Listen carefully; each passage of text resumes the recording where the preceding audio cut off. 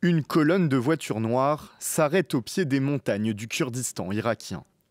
C'est ici que le Parti des travailleurs du Kurdistan, ou PKK, a décidé de tenir sa cérémonie. 30 combattants, dont 4 commandants, déposent leurs armes dans ce chaudron avant d'y mettre le feu. Nous saluons respectueusement tous ceux qui ont été témoins de notre action démocratique et historique.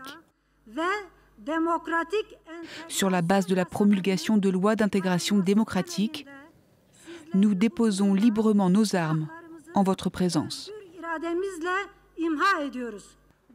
Parmi les personnes présentes, des responsables du gouvernement kurde irakien et des membres du renseignement turc. Ankara a dit voir dans le début de ce désarmement un tournant irréversible. L'automne dernier, le PKK a décidé de mettre fin à plus de 4 décennies de combats contre les forces turques qui ont fait au moins 45 000 morts, saisissant un processus initié par la Turquie.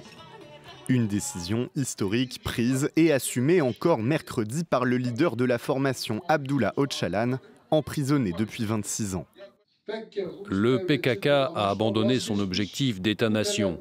Et en abandonnant cet objectif fondamental, il a également abandonné sa stratégie de guerre, mettant fin à son existence. C'est une transition volontaire de la phase de la lutte armée à la phase de politique démocratique et de droit. Cela ne devrait pas être considéré comme un échec, mais plutôt comme une réalisation historique.